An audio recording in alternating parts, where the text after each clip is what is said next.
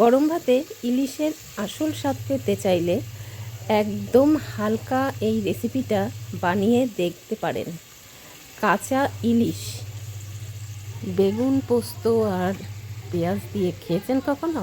আজকেই রান্না করে ফেলুন। ওয়েলকাম টু আরএস কুকিংয়ের সবাইকে স্বাগত জানিয়ে আজকে আবার একটা রেসিপির সাথে আপনাদের কাছে হাজির হয়ে গেলাম। আপনারা সবাই কেমন আছেন? আশা করি সবাই ভালো আছেন, আমিও ভালো আছি। তাহলে আর বেশি বকবক না করে চলুন আজকের রেসিপিটা দেখে নিই। কাঁচা ইলিশের রেসিপি কিভাবে তৈরি করব, কি কি লাগছে এক ঝলক দেখে নিই। উপকরণ কিন্তু খুবই নামমাত্র। লাগবে তাজা ইলিশ, লম্বা করে কাটা ইলিশগুলো দেখুন একদম রাউন্ড শেপে বাজার থেকে কেটে নিয়ে এসেছে, আমি একটা প্লেটে নিয়ে নিয়েছি। এবার তার সাথে উপকরণ আর কি কি দিচ্ছি সরু সরু দেখুন বেগুন কেটে নিয়েছি ভালো করে লম্বা লম্বা করে, আর নিয়েছি দুটো ভাগে পেঁয়াজ। আমি ছোট সাইজের দুটো পেঁয়াজ নিয়েছি, দুটো আলাদা আলাদা রেখেছি। কখন কোনটা দেব দেখতে থাকুন। আর কাঁচা লঙ্কা আর পোস্ত নিয়েছি। পোস্তটা প্রথমে আমি বেটে নেব, কাঁচা লঙ্কা আর পেঁয়াজ দেব পরে। কাঁচা লঙ্কা দিয়ে আগে একটু শুকনো বেটে নেব। কাঁচা লঙ্কা দিয়ে আমি শুকনো দেখুন পোস্তটাকে বেটে নিয়েছি, ঠিক এরকম হয়েছে। এবারে এটা জল দিয়ে বেটে নেব। জল দিয়ে বেটে নেওয়ার পর দেখুন এরকম কি সুন্দর হয়ে গেছে। এবারে এর মধ্যে দিয়ে দেব পেঁয়াজ, হাফ পেঁয়াজটা আমি দিয়ে আবার বেটে নিচ্ছি। আমার পোস্ত কাঁচা লঙ্কা পেঁয়াজ সব বাটা হয়ে গেল, মশলা করা হয়ে গেল। আর এদিকে একটা কড়া বসিয়ে দিয়েছি। কড়াটা গরম হলে আমি সর্ষের তেল দিয়ে দেব। আমি পুরো রান্নাটা সর্ষের তেলেই করছি। বেশ খানিকটা আমি সর্ষের তেল দিয়ে দিলাম। এবারে আমি বেগুনগুলো যে কেটে রেখেছি সেগুলো ভেজে নেব, বেশ একটু ব্রাউন কালারের করে ভেজে নেব।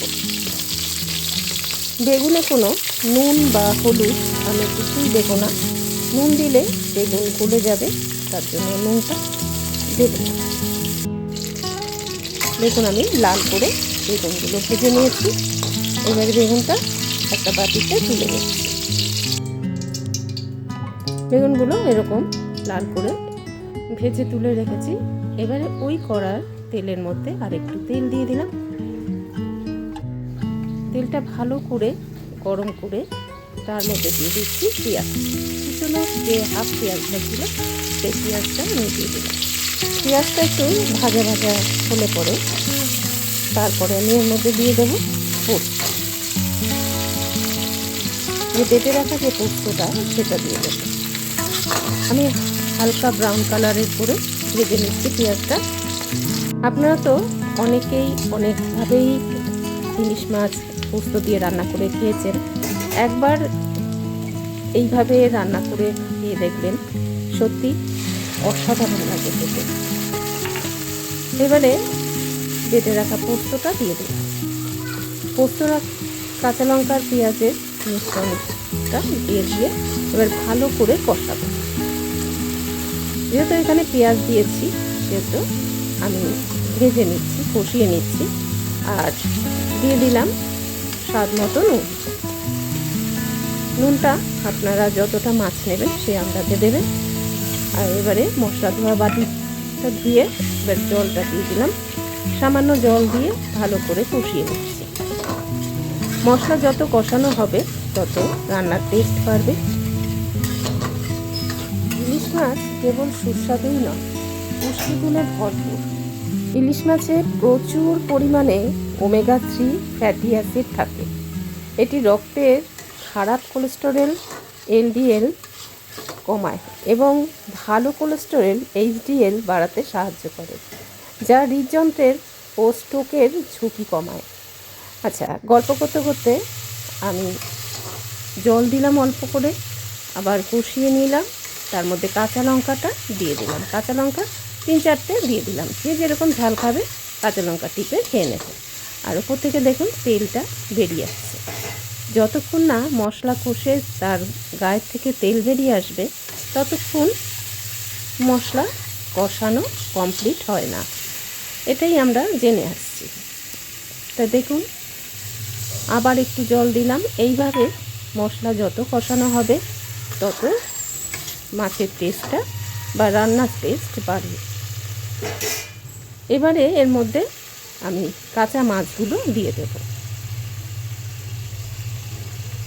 মাছগুলো দিয়ে ভালো করে এপিট ওপিট করে নেড়ে নেব, যাতে মশলা একদম মাছের মধ্যে ঢুকে যায়, তাতে খেতে টেস্ট হয়।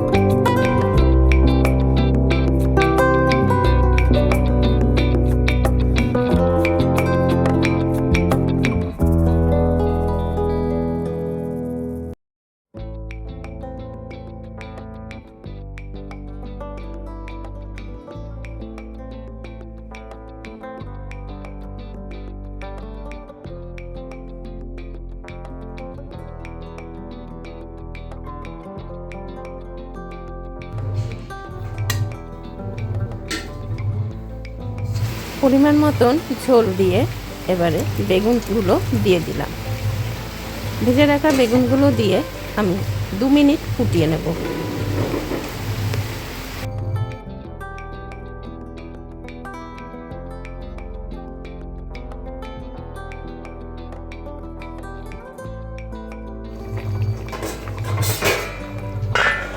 এবার একটু ঢাকা দিয়ে দিলাম, ঢাকা দিয়ে 2 মিনিট ফুটিয়ে তারপরে আবার ঢাকাটা খুলে দেখে নিচ্ছি। দেখুন কত সুন্দর হয়েছে, আর দেখতে যতটা না সুন্দর হয়েছে খেতে কিন্তু অসাধারণ হয়েছিল। তাহলে আমার রেসিপি আপনাদের কেমন লাগলো? আশা করি ভালো লেগেছে। ভালো লেগে থাকলে লাইক কমেন্ট শেয়ার করার অনুরোধ রইল। আজকে আমার রেসিপিটা যারা প্রথম দেখলেন, দেখে যদি আপনাদের ভালো লাগে তাহলে সাবস্ক্রাইব করে আমার পাশে থাকবেন। পাশে থাকা বেল আইকনটা প্রেস করে রাখবেন। যখনই আমি রেসিপি দেব বা ভিডিও দেব তখন আপনাদের কাছে আগে পৌঁছে যাবে। এবারে একটা সার্ভিং প্লেটে আমি সার্ভ করে দেখিয়ে দিচ্ছি। বেগুন দেওয়ার জন্য কালারটা একটু চেঞ্জ হয়ে গেল। যারা আমার ভিডিও দেখে এত সুন্দর সুন্দর আপনারা কমেন্ট করেন, আপনাদের কমেন্টে উৎসাহ পাই, তাই নতুন নতুন রেসিপি নিয়ে আপনাদের কাছে চলে আসি। সত্যি তার জন্য আপনাদের অসংখ্য ধন্যবাদ। তাহলে আজকে ভিডিওটা এতটুকুই থাক, আর এই রেসিপিটা দেখে আপনারা বাড়িতে রান্না করবেন। আমি যেভাবে করলাম সেভাবে করবেন। আর যদি কোনো ভুল ত্রুটি হয়ে থাকে তাহলে আমাকে ক্ষমার চোখে দেখবেন। তাহলে আজকের মতো ভিডিওটা এতটুকুই থাক। সবাই ভালো থাকবেন, সুস্থ থাকবেন। আগামী কোনো রেসিপির সাথে আবার দেখা হবে। আজকে টাটা।